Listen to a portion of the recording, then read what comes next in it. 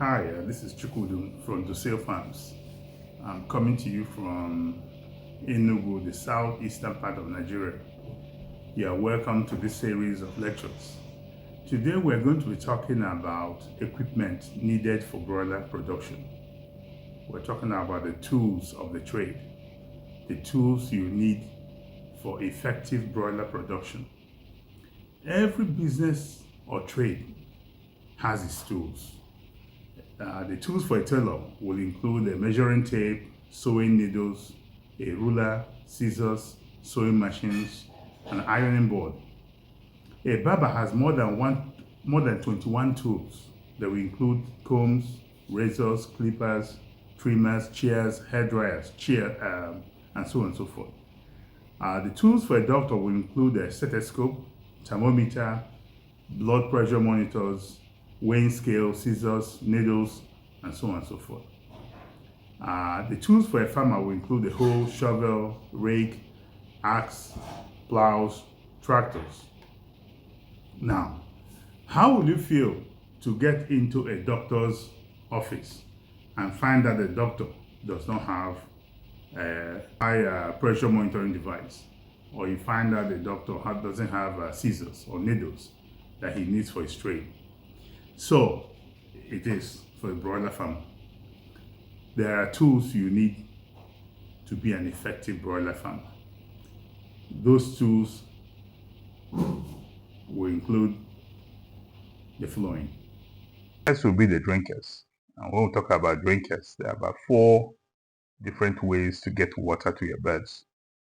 The first is what is called a baby chick drinker, like the one shown here. And if you are using bird drinkers, this is what you use for the first 2 days before you use your bell drinkers. For those who are not using bell drinkers, you have to use a regular common drinkers. You can use plastic or metal, even though plastic is always preferable for broilers. They are easy to clean and they keep diseases free. You change your water manually. I do not recommend using these regular common drinkers because it's too much work. I think when you use bell drinkers, it cuts the workload in your farm by as much as 80%. It really makes a difference. And you can do more with fewer workers if you're using bell drinkers. The third, of course, I've mentioned bell drinkers you can use is bell drinkers. I recommend, the manual recommends one bell drinker for 100 beds. But this is what they do in the West. In the West, their broilers are in air-conditioned buildings. And so I do not recommend that for those of us in the tropics, in Nigeria and Africa, because of our weather. Our beds are not in air-conditioned buildings. I think what works is one bell drinker for 50 beds. With 2 bell drinkers, a minimum in a room. So if you have a section, you need at least 2 drinkers. So if you have 50 beds in one room, you will need 52 drinkers. The reason for the 2 drinkers is sometimes one will malfunction. So you want to make sure there's at least one bell drinker working well if one malfunctions. So that's it. So it's just that with bell drinkers, your birds will get cool, clean water throughout the day, whether you're around or not. It's difficult for them to mess it up. Unlike when you have because with these bell drinkers, you raise them as they get older. So as they grow, you just raise them with their height and their weight and their age. And so they never get to put dust in the bell drinkers. It's just wonderful. I have a picture of it here. Now the other one you can use is nipple drinkers. This is not common for most common small farmers. Most people who use nipple drinkers are big farmers and those with layers in the battery cages. So for most farmers, it's not don't usually use nipple drinkers, partly because of the expense and the technical aspect of installation. But the only drawback with nipple drinkers is that in our weather, if you must have the you must get the volume right, so the birds will have enough water based on their age. If your birds are thirsty and they're not getting enough water from the nipples, you could have a problem. The advantage of nipple drinkers is that, again, even better than bell drinkers, it cuts your workload. In fact, almost nothing, because there's no cleaning, there's no maintenance. You don't do anything. You just put water over in the overhead tank. So in a sense, if you have a very big farm like 5,000 broilers, the nipple drinker may be the best way to go. But make sure you use it with the help of a technician who knows what he's doing. So these are the 4 ways you can get water to your beds. You need at least 2 of them, at least one of them. The second thing you will need are feeders.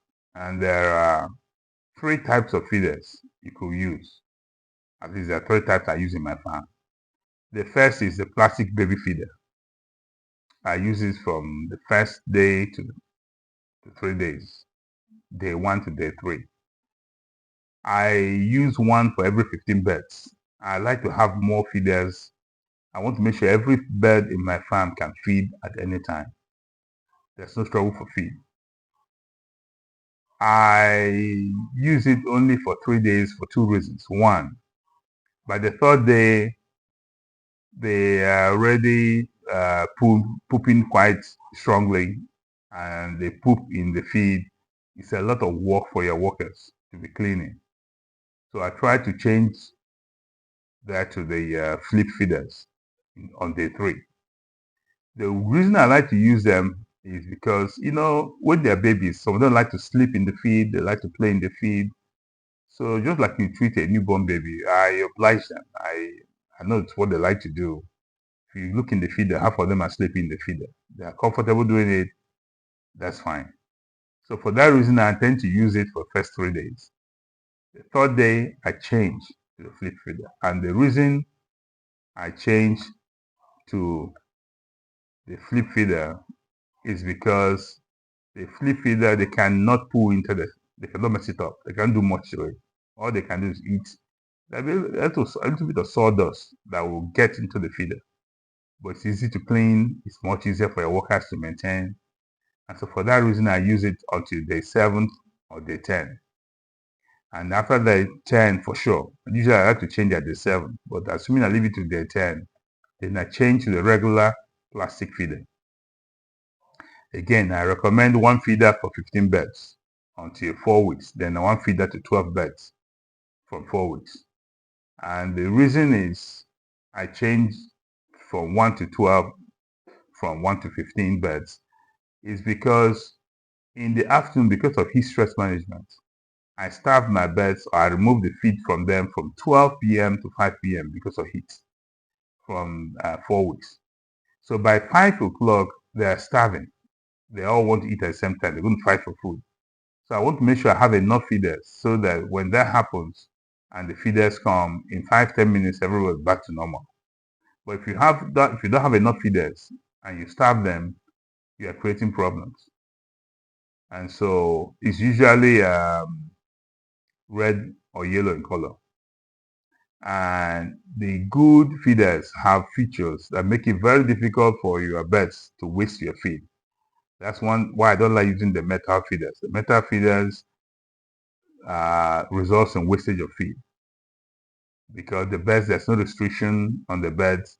But if you look at the feeder, you're going to find that it has white plastic demarcations. So the birds can only feed in one section. They can't waste the feed. And the lips have, like, there's something on the lip that makes feed difficult to come out. So with feed costing 19,550 today, you cannot afford to waste a grain of feed. Then you have your metal feeders. One of the things you have to remember about metal feeders is, like I said, they're not as easy to maintain as the plastic feeders. So for that reason, I don't like using them. The third thing you need in broiler production, especially if you're using bell drinkers, is an overhead tank. because of obviously water has to flow by gravity from the overhead tank to the bell drinkers or your nipple drinkers. So that's one thing. If you don't use bell drinkers, you may not require overhead tank. The fourth thing that is very important are scales. You need your scales to do a number of things. First of all, you have the small scale. The small scale is usually used for measuring powder medications, weighing small beds, things like that. So it's very important for you to have it. I don't like weighing drugs with spoons or speculating as to how many grams you're giving. These small scales weigh from 1 gram to 5 kilograms. So it's important it's about 3,000 naira now at Roban stores or any of the stores. The other thing you need is a big scale. The big scale weighs from 1 kg to 150 kilograms. Some weigh 1 kg to 100 grams. Some weigh 1 kg to 50 grams. But you need these bigger scales for weighing beds when they are past 2 weeks, weighing feed or any heavy object, measuring your organic medications and so on and so forth. So you need a big scale. The other thing you need is some kind of syringe and other things you can use to measure liquid medications. You will need things like that. But particularly you need a syringe because sometimes you have to put water into your vaccines and so on and so forth. So you need a syringe, even though you don't use the needle all the time, but you need the needle sometimes for your vaccinations. The sixth thing that is a must is a temperature gauge. You must have this for effective brooding. I can't repeat this enough. It's true the cost went up from 5,000 to about 15,000 or thereabout due to the foreign exchange problems we're having. But it's worth every penny. In fact, I don't know how somebody can brood without it. The seventh thing you need will be heaters. There are different types of heaters. You have the gas heaters with thermostat. You have the gas heaters without thermostat. Usually, the bigger farms use, these gas heaters. But it has some limitations in very cold weather. If you're talking about very cold day, I find that the gas heaters have a lot of limitations. Sometimes you may have to back them up with charcoal pots. But again, that's up to you. So now we're talking about charcoal. The second is charcoal buckets. I have two types of equipment for charcoal. There's charcoal buckets that you see here. And then you have charcoal house. And the difference is the charcoal house is usually taller. It's usually cheaper. It saves you about 90% of charcoal expense because, and especially when you don't want to be coming out of the poultry house. If you put it at night, most times it burns slower, it gives even heat throughout the night. So it's a very good tool to have. Sometimes you'll not find it ready-made. You may have to go to where they make the welders make one. I'll give you a picture to use as a guide. The eighth thing you'll need is a light source. Now, you do not want to use kerosene lanterns because it can cause your birds to have cough. But the best thing you can use now is solar lights. They're cheap, they're very effective, there's no noise, no maintenance, and also it helps to cut down mismanagement of funds by farm workers. So the light source is the solar light now. That's the way to go. The ninth thing you need is shovel. Some of this may sound mundane, but believe me, I've been to farms. I went to farm yesterday and they didn't have it. So you'll be amazed the kind of things people don't have in the farms. You need a shovel. The 10th thing, you need a rake. Number 11, you need brushes, different types of brushes. Number 12, you need a generator, especially if you don't have you're not on public electric company, for pumping water and maybe first week of brooding. But especially for pumping water, you might need it. The 13th thing you need is slippers, shoe, and boots. These that we use only for the pens that they'll be useful. If you have 2 or 3 or 4 different pens in your farm, each one will have to have their own shoes to be used for that particular pen. You don't want to use the shoe used in pen 1 in pen 2.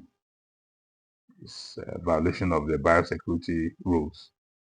The 14th thing you need will be buckets.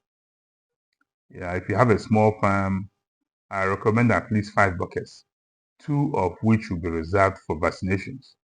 If you remember your rules on vaccination, you don't want to use disinfectant or detergent in the same buckets you're using for vaccination. So those ones for vaccination, you may want to buy different color buckets, label them for vaccination, and hang them up when you're not using them for vaccination.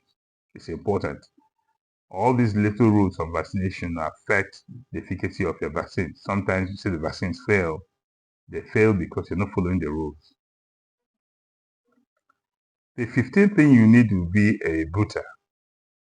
There are 150-liter booters, there are 350-liter booters.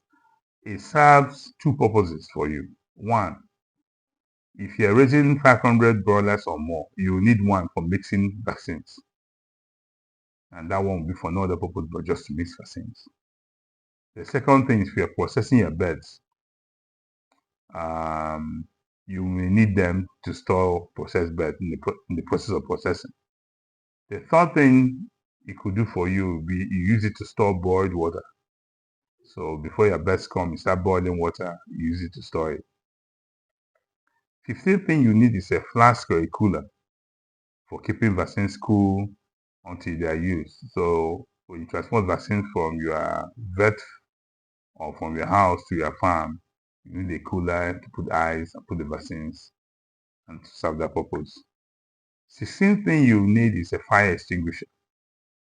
And this is very, very important, highly recommended. Fire is always a risk in a poultry farm. And buying the fire extinguisher is not the end of it. You must teach your staff how to use it. I've seen occasions where people have fire extinguisher and the fire is burning and nobody knows how to use it. So just buying it doesn't do any good, but you must buy it. It will save you a lot of money, a lot of headache. 17th and the last thing you need may not sound like important, but it is. It is rags and cloths to clean things, clean your drinkers, to clean things inside your pen. Thank you very much for listening to this video. If you have learned anything from me, please subscribe and share so that other farmers will get the information. Thank you.